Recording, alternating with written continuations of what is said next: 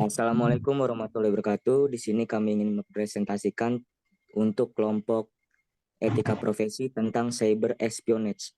Di sini kami beranggotakan 4, yaitu Lotfiana Marista Aliani, Muhammad Davis Nurjabal, Iqbal Rizky Saputra, dan Tri Dharma. Untuk latar belakangnya sendiri, Kristiawan 2021, era revolusi masyarakat 5.0 ditandai dengan solusi atas permasalahan era revolusi industri 4.0. Ketika banyak mesin berteknologi tinggi bersaing dengan manusia, masa transisi dari era industri 4.0 ke era sosial 5.0 dipercepat dengan munculnya pandemi. COVID-19 secara tidak langsung, era 5.0 diaktifkan ketika pemerintah memberlakukan pembatasan fisik untuk mencegah penyebaran virus COVID-19. Masyarakat mulai memanfaatkan teknologi, kemudian menuntut masyarakat untuk memecahkan masalah dengan cara yang kompleks, kritis, dan kreatif.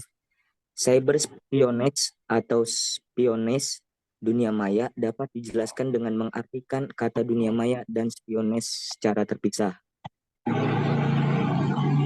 Maksud dan tujuan penulisan sebagai metode pembelajaran mengenai cybercrime, khususnya cyber espionage. Kedua, lebih memahami tentang dasar hukum mengenai cyber espionage. Yang ketiga, paham untuk mencegah terjadinya cyber espionage pada diri sendiri. Dan yang keempat, memenuhi tugas kelompok mata kuliah etika profesi teknologi informasi dan komunikasi.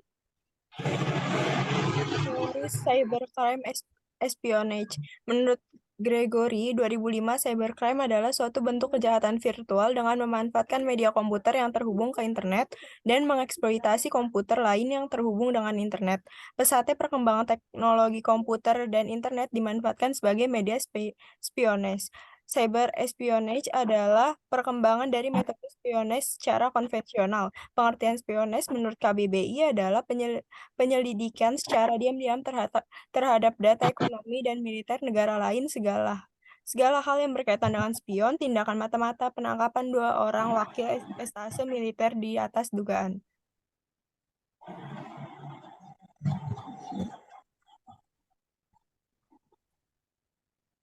Cyber Law mengenai cyber espionage. Undang-undang dibentuk agar menjadi payung hukum bagi para aparat penegak hukum untuk menangkap dan menjerat pelaku kejahatan dibanding hanya mengandalkan KUHP sebagai sumber hukum dalam penyelesaian pelanggaran.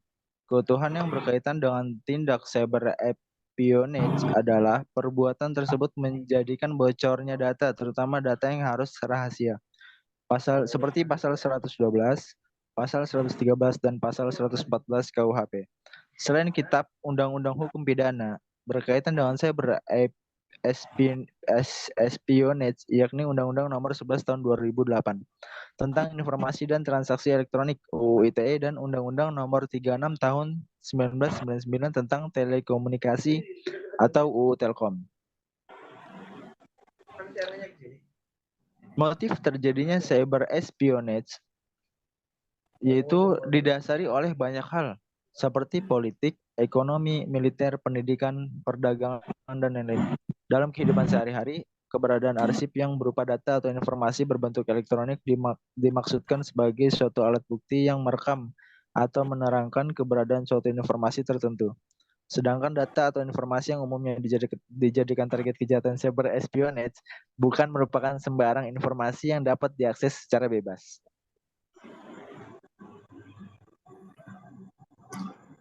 Penyebab cyber espionage: 1. Dilakukan oleh sekelompok oknum untuk memperoleh informasi lawannya. 2. Dari latar belakang ekonomi memudahkan dalam melakukan sebuah tindakan kejahatan hanya menggunakan komputer dan akses internet saja. 3. Rasa ingin tahu yang besar sehingga banyak orang yang penasaran dan melakukan eksperimen dengan semata-matai pihak lain dengan kemajuan teknologi. 4. Rasa percaya diri yang tinggi karena merasa ahli atau hebat dalam bidang tersebut hingga melakukan pelanggaran peraturan ITE. Penanggulangan cyber espionage: melakukan pengamanan secara ganda dan bekerjasama dengan keamanan informasi untuk memahami ancaman sementara meningkatkan visibilitas basis klien. 2. Memperbaiki atau mengurai kerentanan dengan strategi yang tertera.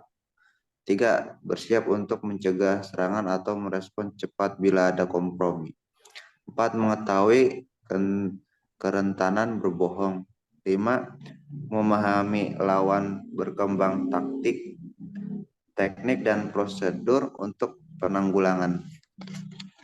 Kesimpulan, penggunaan sistem dan perangkat elektronik telah menciptakan cara pandang baru. Namun, pada era tersebut terdapat permasalahan yang muncul dalam informasi dan transaksi elektronik. Dasar hukum yang terdapat pada Undang-Undang Nomor 11 Tahun 2008 tentang Informasi dan Transaksi Elektronik (UU ITE) dan Undang-Undang Nomor 36 Tahun 1999 tentang Telekomunikasi (UU Telkom). Dari kasus yang telah dijelaskan bahwa pelaku masih banyak berkeliaran sehingga perlu meningkatkan keamanan. Maka sebagai pengguna internet lebih baik waspada agar tidak terjadinya penyalahgunaan internet. Sekian dari kelompok kami. Wassalamualaikum warahmatullahi wabarakatuh.